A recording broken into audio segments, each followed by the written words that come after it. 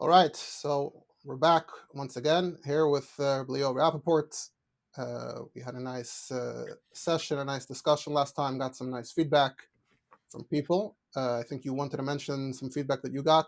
Yeah, I was sitting by Chasana, I think that night or the next night, and somebody I was sitting with you used to live in Ottawa, and he said that over there the Rav makes Mechiras Chametz very. He has a lawyer sit in on everything, and it seems like he does whatever he can to make it be real in the contemporary legal sense of the word. So that was Right, very right. So interesting. I also got some feedback to that effect, and there's definitely more to explore there and excavate there. There are larger questions, I think, even about the approach to practicing halacha, to studying halacha. But I don't want to get to maybe for another time, for another discussion. On this occasion, I wanted to talk about something else entirely. Uh, uh, some Chabad. We have Yud Aleph Nissen. There's a big date that's coming up. It's the Rebbe's birthday. The Rebbe himself would trave Yud Aleph Nissen very stark. I don't know if all the years, but for many of the years, it's a date people came in special for. V'chulu v'chulu. I don't know if I'm the right destination for all the Yud Aleph Nissen nostalgia. There are many people who could do a much better job than I can. But I thought it would be an opportunity to discuss the term Hiskashrus, one of the Chabad terms, as I've mentioned before in different contexts, that there's a Chabad dictionary. There's certain terms that are unique to Chabad. This is true probably for every community, but Chabad always gets singled out, latav or lamutav. So Chabad has all kinds of interesting terms that are, even if they're words that appear in everyone's dictionary, but they have a particular use, a particular meaning. That's unique to Chabad. One random example I pointed out recently is the word bitosh, right? So it says in Zohar, I don't remember let's see if I can quote the Zohar correctly, but there's already a tradition of paraphrasing Zohar. So the lashon or the paraphrase is roughly which is wood. So if the wood is, you're trying to kindle the wood, you're trying to light the wood, and something wrong with it, so it's not catching fire. So you gotta give it a good punch, a good smash. You gotta chop it up, and that the word Aramaic word that's used there in the Zohar is mevatchenle, and that's a Maimer HaZohar that's quoted a lot in Chassidus.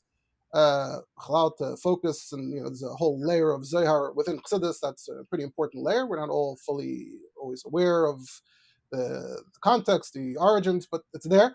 So, but even within Chabad parlance, in everyday conversation, the word bitush has become a word that people will throw around. That if someone gets put in their place, someone gets dressed down, gets a dressing down conversationally. So they got a bitush. Right? So that's just a random example that I pointed out a few months ago.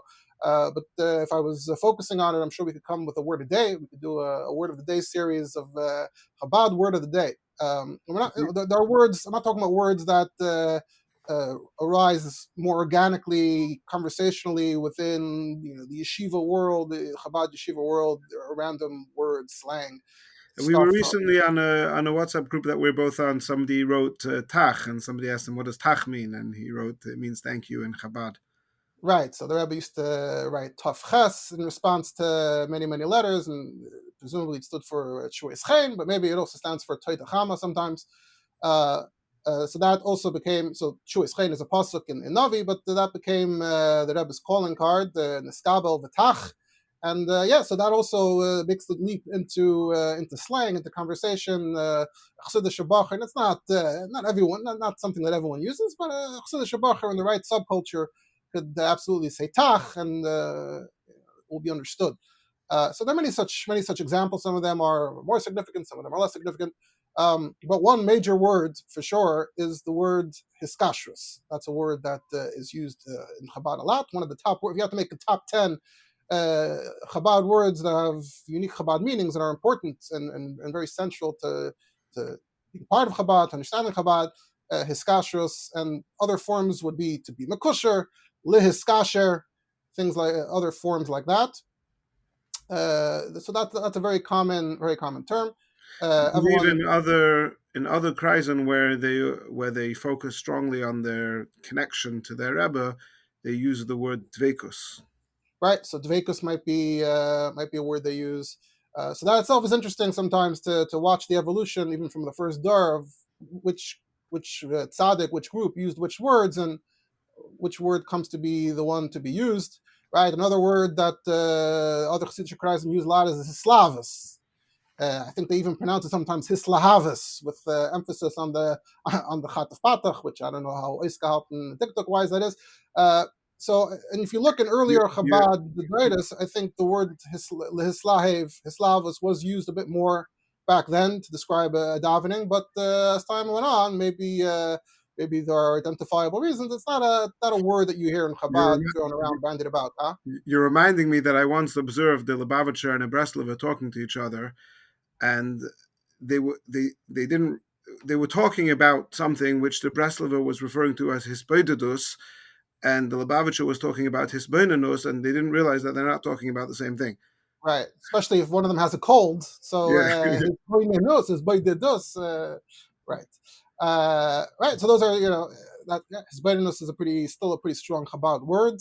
His obviously is a major breast of a word. So this is interesting. You could also find it interesting purely from a linguistic point of view, which is an area that interests me.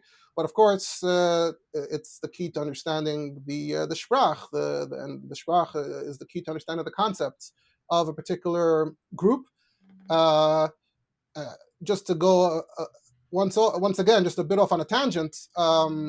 Within the First of all, within the world of language, the world of linguistics, you have the concept of etymology, the concept of tracing the origins of a word, tracing the meanings of the word, how which were added over time.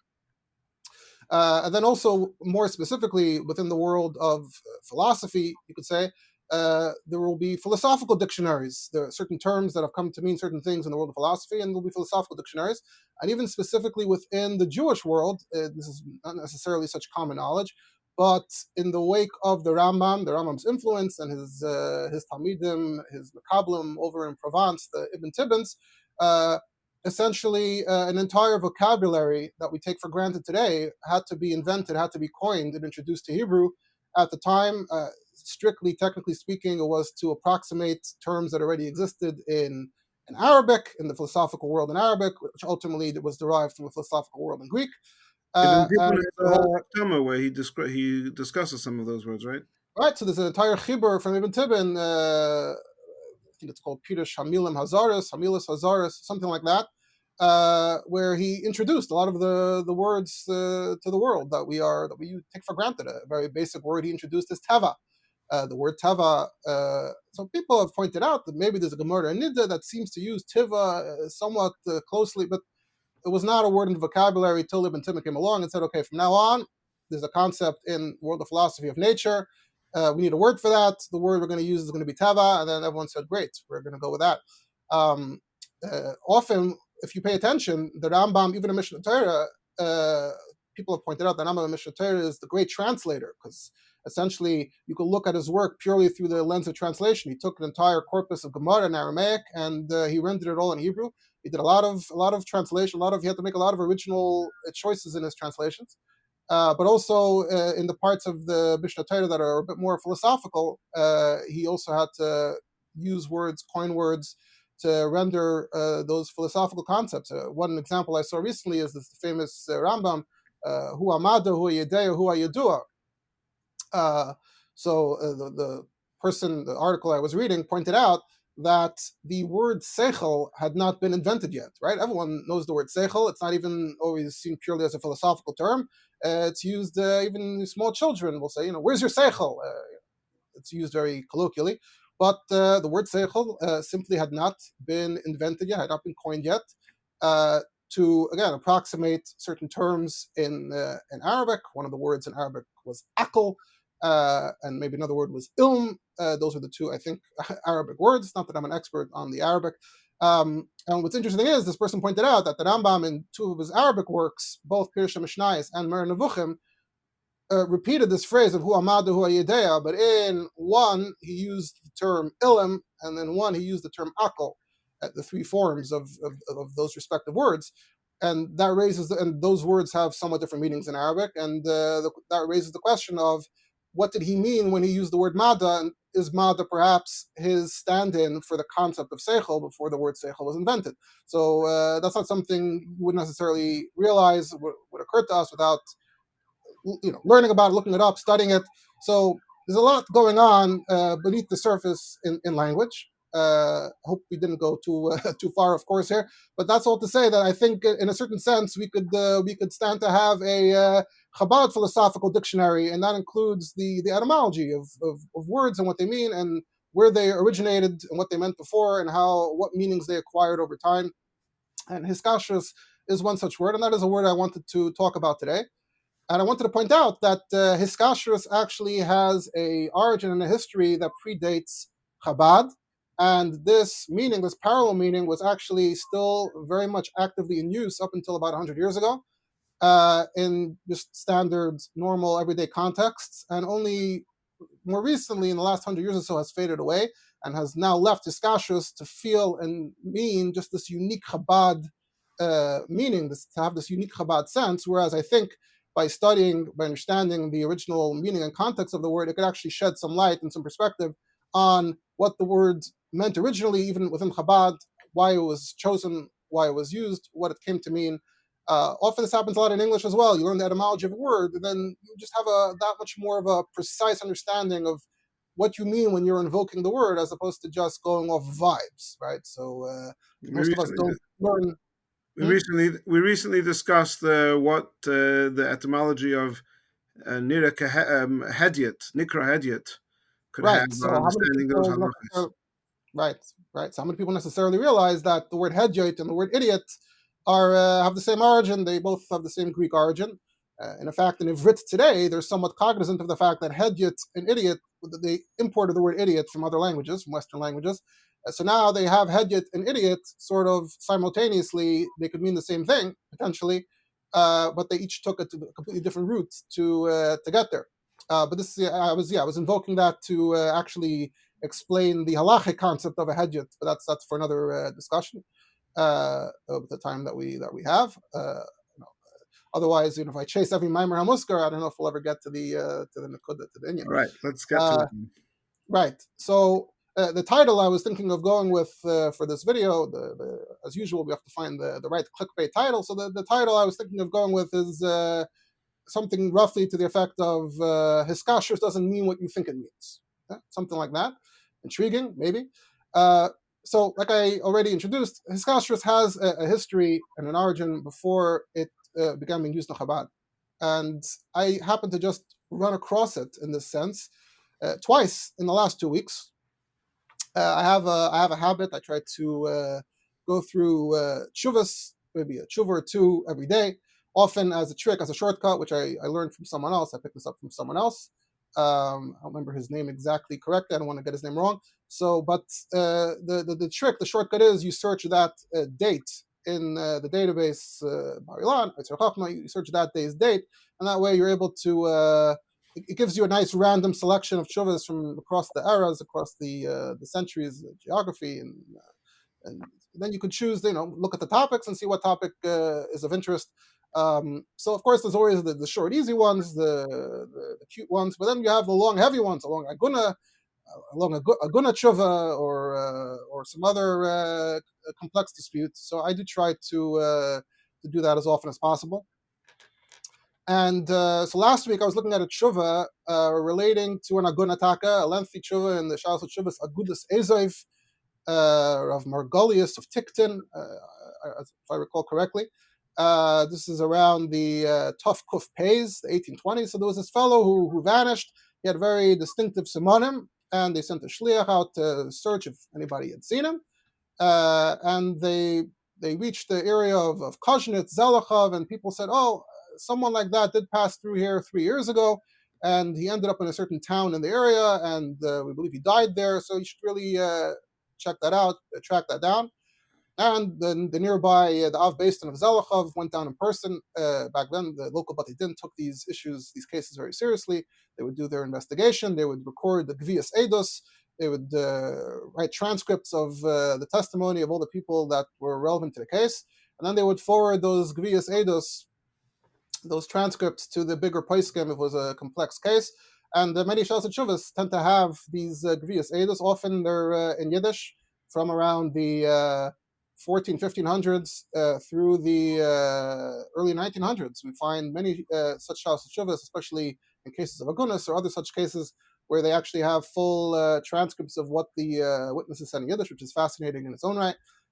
So this particular tshuva, I think, had like 10. It started off with 10 separate debriefings of 10 different people that had run into this guy. And some of the details were matching, but there was an issue of his identity. He had seemingly identified himself differently to different people, and that really messed things up. Well, we're not getting into the whole parsha, but somewhere along, so I'm going, slogging through. Some of it is a bit heavy, a bit long. Going through the tshuva, and I come across this line there where the Agudas Ezav says it's not like this person was trying to be ma'agin his wife. And how do we know this? Because of the ksav Hiskashrus that this man made with his wife before the Rav back in their town. So there had been some issue, there'd clearly been some problem. But they'd come to the Rav to resolve it, and they'd drawn up a ksav Hiskashrus. And so that's being invoked to make a point about this person's motivations. That's all I'm going to mention from this shuvah. Ksav Hiskashrus, it wasn't shocking and surprising to me. I'd already come across this word in other places. So, here's a concrete place where there's a ksav Hiskashrus between a man and his wife. That was last week. This week, I came across an interesting shaila of Rabbi Akiva Eger. Usually we're familiar with the chuvas of Rabbi Akiva Eger. But this week I came across a shaila of Rabbi Akiva Eger. This is when he was still a bit younger. He was the Rav in Friedland. And later he'd become the Rav in Posen. That's what he's more famous for. But at that time, there was another Rav in Posen. Now I'm going a bit fuzzy on the name of the Rav and the name of the shut. His name was Rav Meir something, and his shut is called something Meir. We're doing this conversationally. I don't have a pad of notes in front of me, so for better or for worse. So he apparently this Rabbi Akiva Eger at that point, as a younger Rav with less experience, he apparently sent many shilas to this Rav. Some of these shilas were printed in this Rav's chuvas. So the last couple of decades, one of the machoins printed. So some of this Rav's chuvas were printed closer to his lifetime. In his lifetime or right after, and there was a machberes that he kept that was printed a few decades ago, and in there are shilas that Rabbi Akiva sent to him. Additionally, there was also some kind of machberes of Rabbi Akiva Eger on his end that was printed in the Chafs, so it's called Chuvas Rabbi Akiva Eger Miksav Yad. So this shaila actually appears in both of them. We have it from Rabbi Akiva Eger's Ksav Yad and from this Rav, who copied it into his machberes, and the Rav in his machberes also included his answer. So we're not going to get into the whole topic, but it's actually a very interesting, fascinating case where very similar to the Aguna, or some might say the so-called Aguna cases today, where the woman walks out of the marriage and says she can't continue. Now, strictly speaking, in halacha, a woman who walks out of a marriage is called a meredes, and that's a strike for her. That doesn't strengthen her case. However, there is an exception if the husband is violent. The Ramah already talks about this in Shulchan Aruch. We're not going to get into it, but the Ramah talks about the issue of husband being violent, and if it rises to a certain bar, then she would not be considered a meredes. And the Rabbi Akiva Eger was faced with such a case, a very long, ongoing. It sounded like they'd been married for 20 years. They had already gone through a few rounds where she left, and they brought her back. But she came again, and he actually writes, we saw the black and blue marks. That's something he actually writes in the Shiva. It was a bit jarring to see it. So in a certain sense, it felt like a modern, a bit, sometimes you read something from 200-300 years ago, and there's something modern about it. So there was something to this Shiva that felt that way. And it seemed like this time she was really determined to get out. And then the shaila was, so does she get her ksuba? Does she not? Does she meredes? Does she not? Does this rise to the standards of Shulchan Aruch? That was the question, which we're not getting into. But once again, in the context of this discussion, he mentions, there was a ksav Hiskashrus when they reconciled, when they had come before the Beis Din before and then tried to work something out. There had been a ksav Hiskashrus between the two of them, where the husband obviously promised to stop the beatings, and clearly he wasn't abiding and keeping to his end of the deal. So again, 2 weeks in a row, I came across ksav Hiskashrus. So this actually spurred me to to dig a bit deeper, even though it wasn't, like I said, it wasn't shocking and surprising. But I wanted to get a more well-rounded picture of the use of this term. So actually, from searching, it seems like these were, if you search Bar Ilan, these are apparently the only two chuvas that specifically mention Ksav Hiskashrus between a Baal and Ishtay. So interesting how lightning struck twice. I came across the two that use the term in that way. But we find many other chuvas as well that mention it in many other ways, just agreements between people. Often it's between maybe perhaps a Rav in the city, or the Rosh Hakol all got together to make a certain commitment. And I should point out before I continue, there is a term Ksav Hiskashrus in Chabad as well. It hasn't been utilized, it hasn't been invoked in quite a while, but many Lubavitchers will be aware of the fact that when a Rebbe passed away and it came time for the succession, there was a practice of Chassidim, often individually in multiple towns, back when Chassidim were spread across towns. When it came to the Rebbe Tov Shirav, I don't know how many separate Ksav Hiskashrus there were, but yeah, there's Israel, different places, I guess France, maybe England.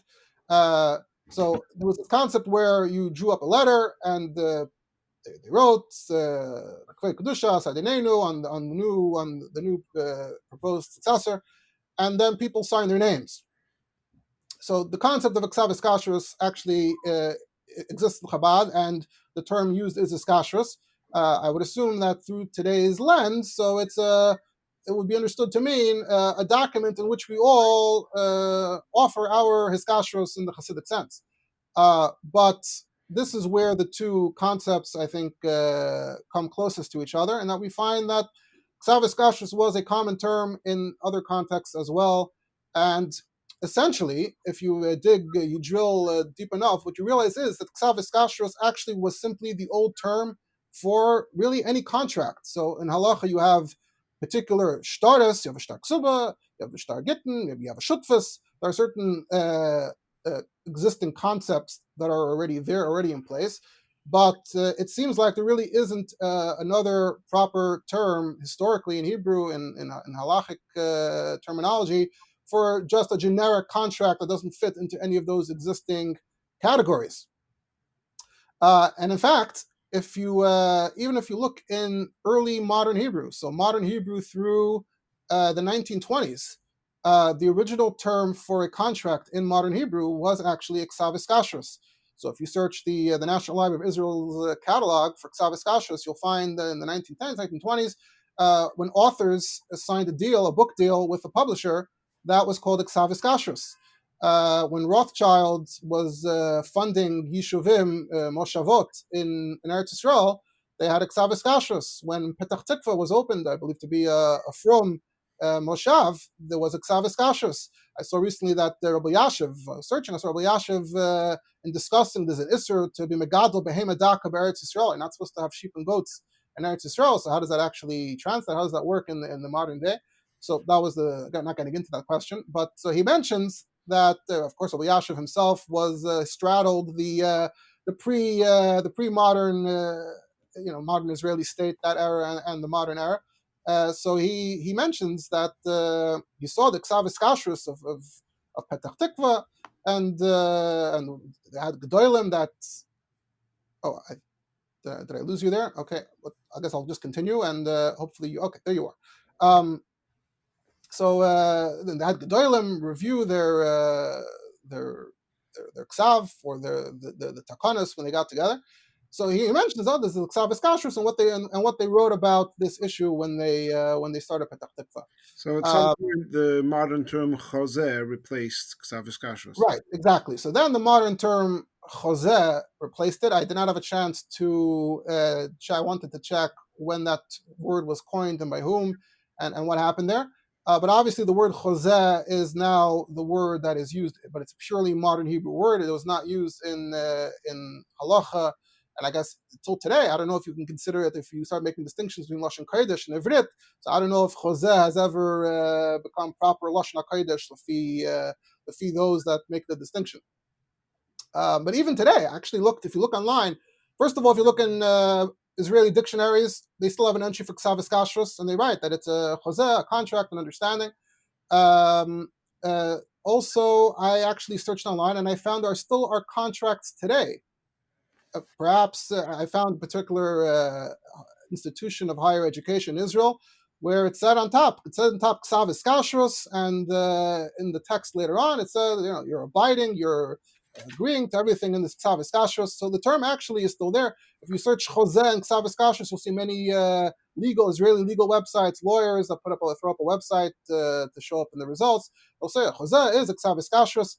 The term is actually, it's still somewhat in use. It's not completely gone. It was somewhat invisible to me till I went looking for it, but it's there. So that I think is actually pretty fascinating history of the word and the term, particularly the Ksav Hiskashrus. But it's not just the term Ksav. First of all, you have Shtar Hiskashrus in earlier Sfarim, or Michtav Hiskashrus, or just the act of Hiskashrus. The agreement itself, the act itself, beyond the document, was an act of Hiskashrus. So that I think is a very fascinating point that I wanted to share. But what does that tell us? Also, part of what I wanted to do here is to check the adaptation, how this term was used and invoked in Chabad. When did it begin being used? So, as I like to do, I like to look through the letters of the Alter Rebbe, Nittler Rebbe, and Older Rebbe, another one of my hobbies.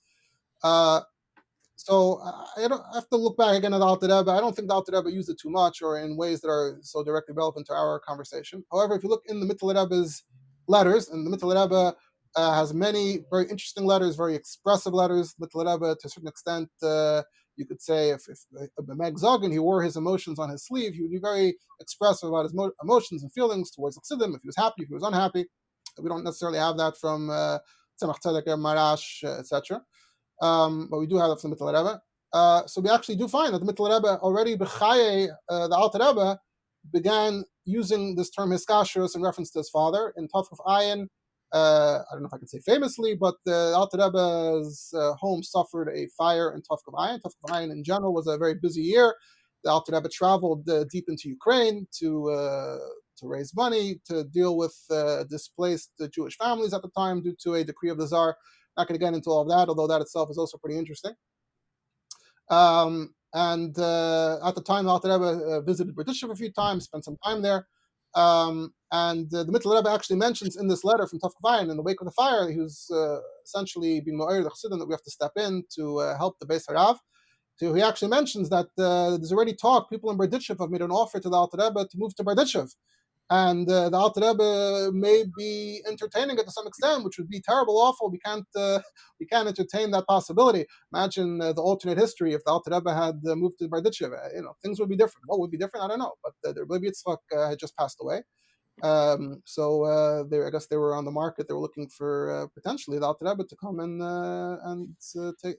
place him or set up shop there. Totally different place geographically in terms of the different breakdown of different types of communities back then. But the Rebbe did not, sounded pretty unhappy at the possibility. So he's being ma'ir everybody to be ma'ir their Hiskashrus. I don't have the language in front of me, but so he talks about that we have to demonstrate our Hiskashrus to my father, the Alter Rebbe. So that's maybe the first example I could find, not promising it's the very first, but the first that I saw in my looking, where it's being invoked roughly in a way that we could recognize or think that is being used in the way that we use it. But I would argue that originally when he was using it, it would have been understood within the larger context of how the term was used in multiple ways, and it would have been understood as a more generic term. It wouldn't have been seen as a uniquely Chabad term. It would have been seen, I think, as a more generic term of you have to show our dedication, our commitment, our bond, which is the literal meaning of the word. But in Chabad today, we don't think, like I said, we don't really think of the word in terms of its literal translation, or it's already acquired its own vibe. It has its own Chabad connotation, a vibe to it. But to trace it back and its original use, I would imagine that at the time it was understood within that context. Moreover, in another letter of the Mittler Rebbe from right after the Alter Rebbe passed away, is fleeing Napoleon deep into the Russian heartland, well, technically into Ukraine, where the Alter Rebbe passed away.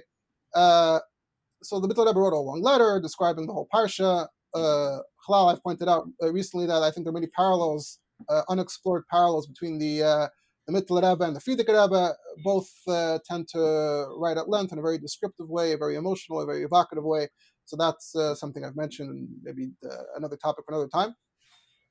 But Mittler Rebbe describes at great length the whole parsha of how they fled. Also later, when Mittler Rebbe traveled, he would write letters to his family, to the Tzemach Tzedek. He describes meeting Rebbe Kiva Eger, very interesting genre of letters that you don't find from the other Rebbeim until the Frierdiker Rebbe.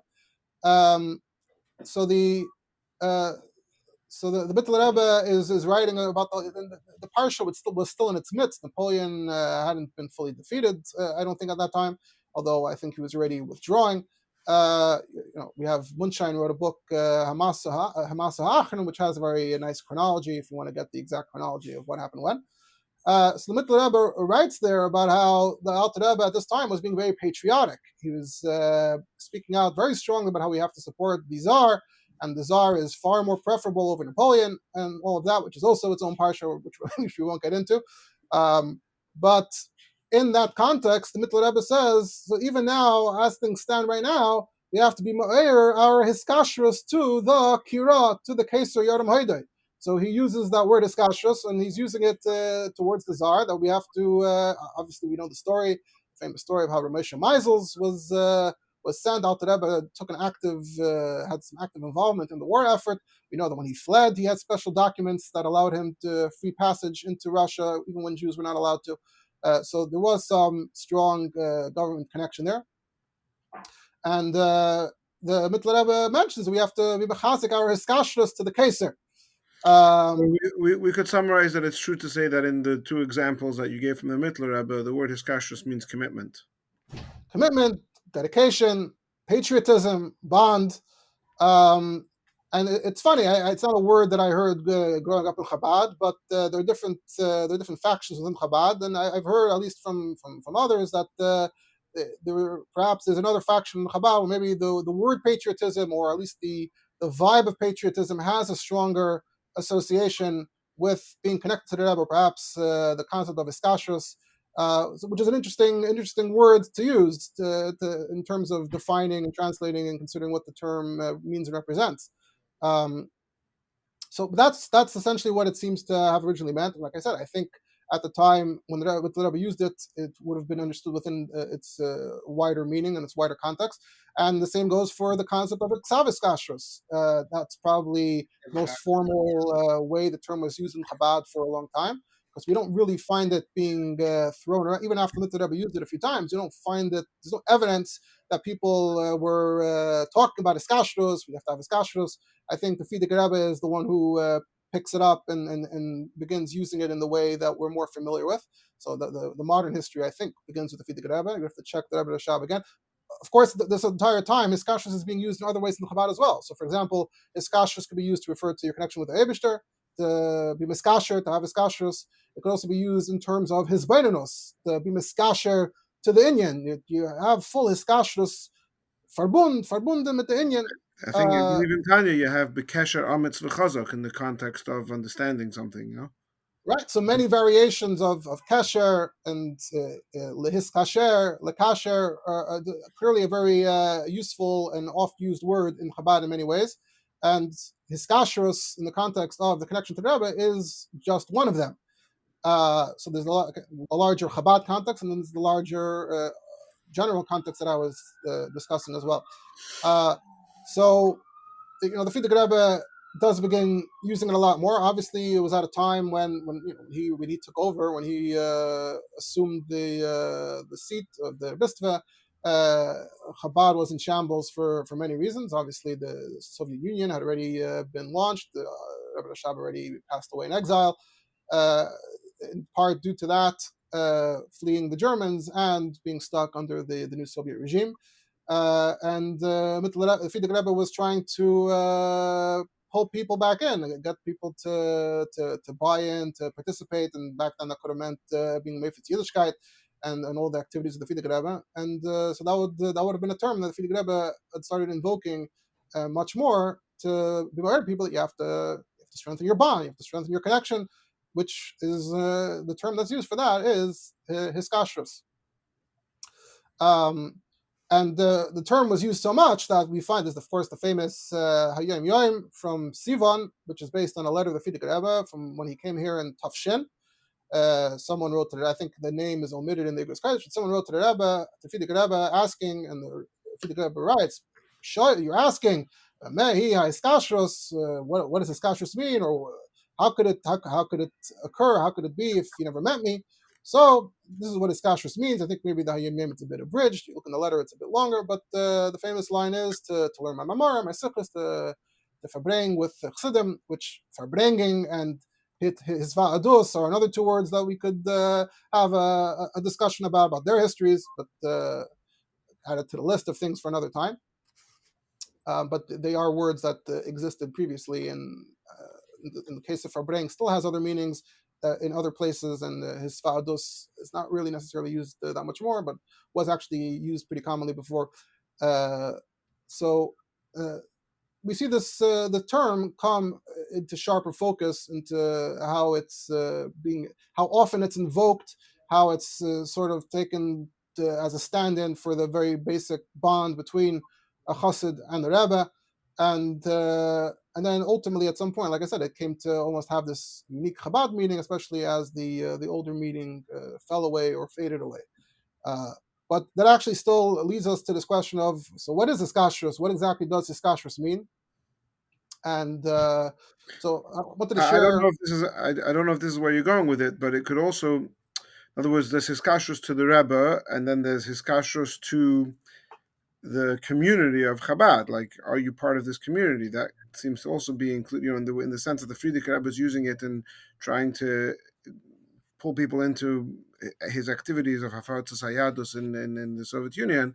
It's like, are you part of this project? Are you part of this community? Are you? Right, right, and that of course also can have many different shades of meaning. So I wanted to sort of make the point that I think perhaps, obviously, Chabad has many subcultures, and I am only aware of some of them, and I'm always aware and cognizant that I shouldn't purport to speak for many different groups of people that may see things or do things slightly differently. But speaking for myself, speaking for growing up, Hiskashrus I think has come to mean like a very specific term. This is sort of the mainstream way things are taught in yeshiva or the way things are taught in camp.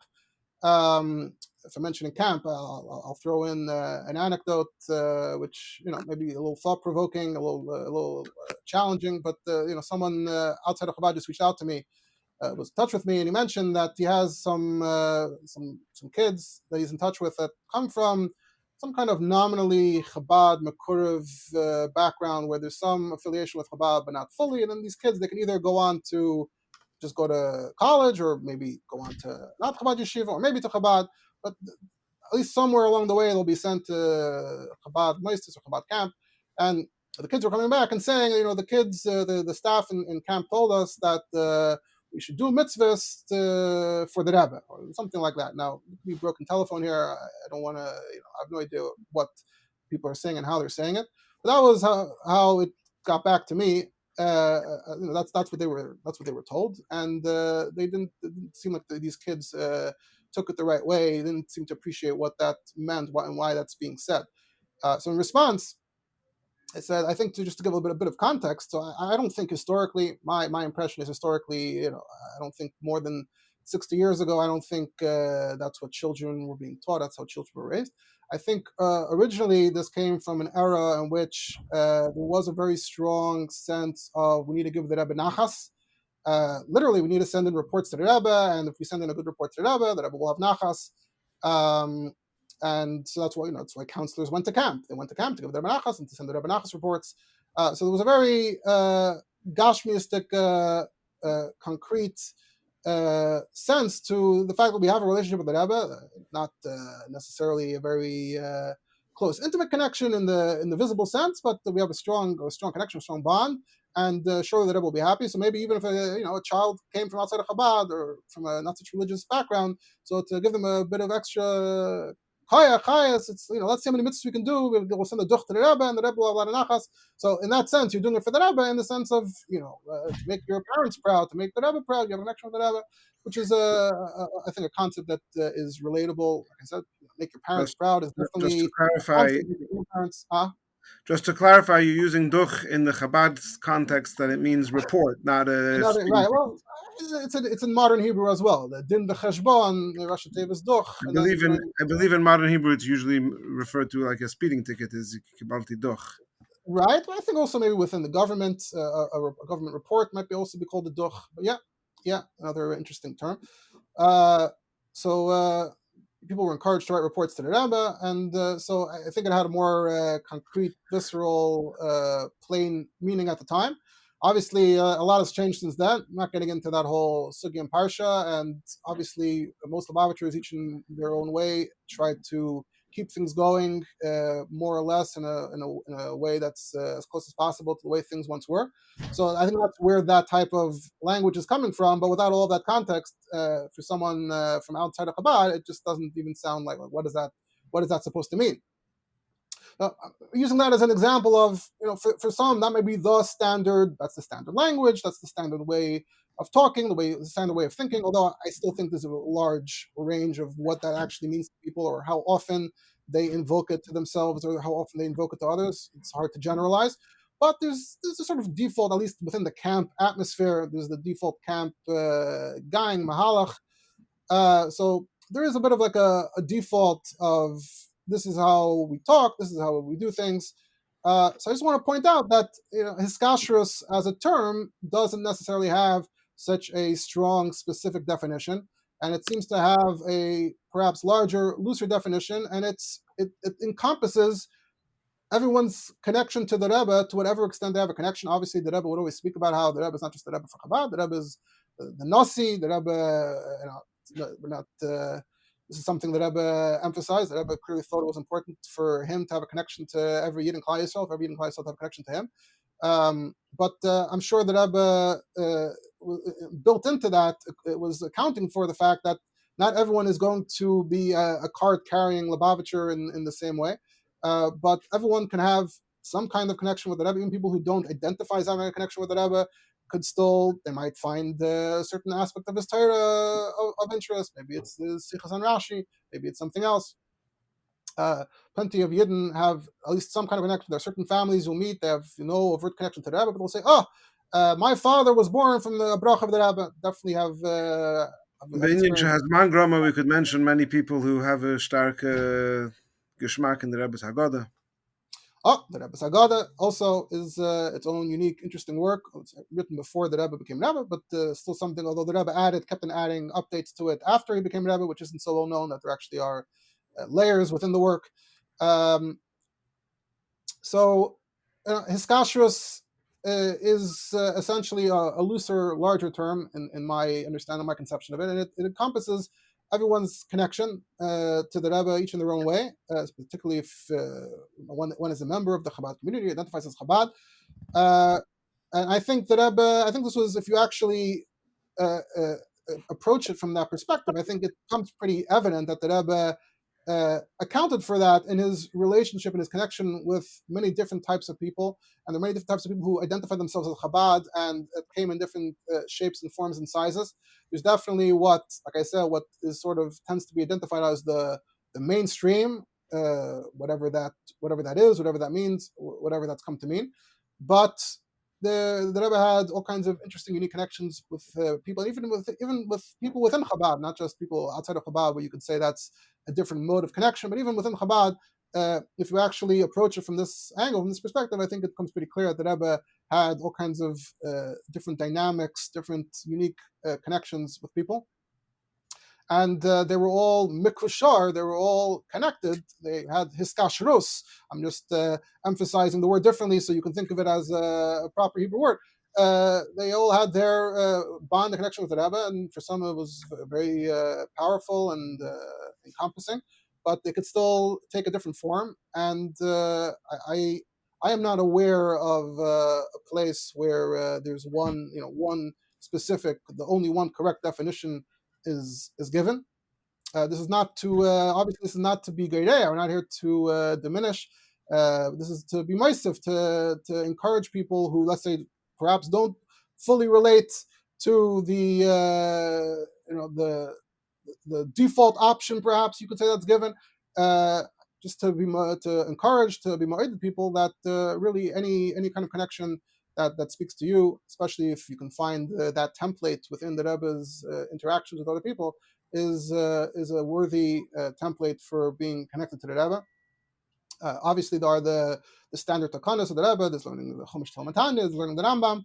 But even how you learn the Rambam, how you learn the Chumash, there's a lot of range for individuality. I think sometimes that gets a little overlooked, a little forgotten. This is obviously not unique to Chabad. Every community that's built with moistus at the center has to contend with this cookie cutter issue.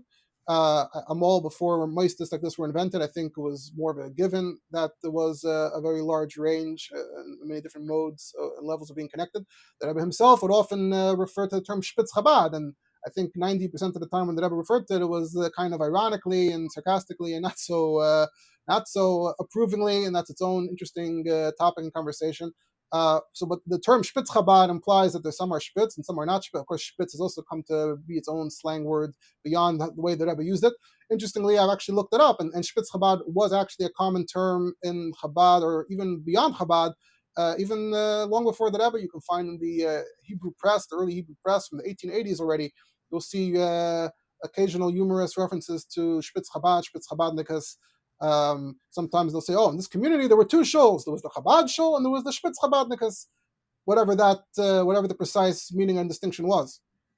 So, It's interesting for because those I who, would say, if I had to, without sort of having specific sources to quote, I would say, if thinking about the Rebbe himself before the Nasias, I will not describe the Rebbe as being Spitz Chabad, but I would definitely describe the Rebbe as being Mukusher to the Frierdiker Rebbe in a very strong and even perhaps extreme way. right. Well, I don't know if you want to use or not use the word Spitz Chabad. I don't know if it's appropriate to say one way or the other.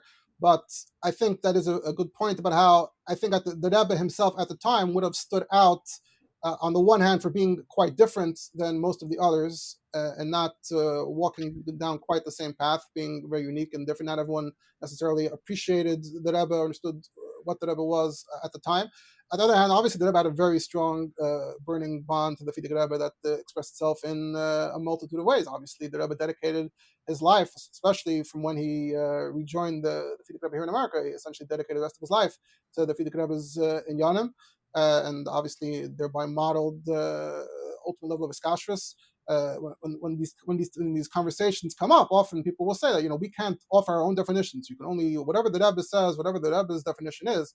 That's the definition we have to work with. I'm just pointing out that even the Rebbe's definition isn't necessarily what would the term be? But it's not. It doesn't come in one particular model and form. I could also throw in a line. We don't have that much time, but I was just talking to someone from one of the Meistis in Chabad about a particular topic that's of relevance to Chabad.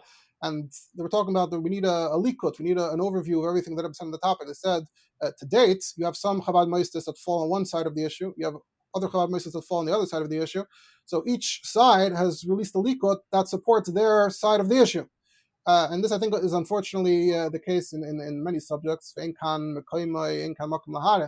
But there are many subjects that are contentious in which people will purport to create a leak code to make an overview, but it is very clearly one-sided. This happens in other areas as well. I was just looking into the topic. I was looking up a name of a certain Rav from Latvia, and I don't know if people are familiar with the Shaitel wars, but in Israel there's a very strong Shaitel wars. The people that are very obsessively anti-Shaitel, people that are very obsessively pro-Shaitel. And each one has like lists and lists of Makairis, and it's like how many Makairis can you find? Can you count? So they're motivated. They have the motivation to dig up even the most obscure. So that this Rav is a very obscure person, but in his obscure sefer, he throws in a line about how the Tznuas were Shaitel, so clearly it's fine. But I noticed that there's actually a line there in it, which is actually historically interesting. In Latvia in the 1930s, he throws in a line, but however, they cover their shaitel with nachazach. They put another thing over the shaitel. So this quote from the Sefer is quoted on 20 different websites because they keep on copying and pasting it. So in half of them or three quarters of them, there's a dot dot dot. They literally just skip that line that undermines their point. And then in some of them, they include the line, but they add an extra explanatory comment in brackets that reinterprets what the line means. So you see this in other areas as well. It's easier to maybe identify when it's not when we're not in the Geb as much. Um, and I'm not going to get into specific examples, but Sefalinish, we don't lack for examples within Chabad, within contentious topics where you can go your whole life and be exposed to a particular opinion and come across a sikha, a letter, a statement that seems to be completely at odds with the impression that you got. So I'm all for the Rebbe. One of the things the Rebbe pioneered in the 40s was writing Ha'aras on the Frierdiker Rebbe, and the Rebbe would do very thorough research. The Rebbe introduced thorough research to Chabad, you could say, which is another topic. So if you want to know what the Rebbe's opinion on something is, you have to actually do real research, and it's very possible that no one has done the proper likut on that particular topic yet, and we have to conclude here. So I just wanted to make the point that, like I said, not to be Gereya, but to be Meisif. There are more sikhs, there are more letters, there are more minus. Mine is another Chabad term from the Rebbe that on Hiskashrus, on the role of the Rebbe, and the connection between the Rebbe and Chassid, the connection between the Rebbe and people that don't fully identify as Chassidim. I think all of it is captured under the umbrella term Hiskashrus, especially when we see it from this historical linguistic perspective. I think that sums up what I wanted to share today. If you have any parting thoughts. Maybe to finish off with a small Milsa de Bdicha, so you started off with the idea of this guy who wrote Hiskashrus to his wife, and just trying to think how that's become obsolete, because the idea that a husband would sort of make a contract with his wife that, as the famous joke goes, I told you I love you, and if anything changes, I'll let you know.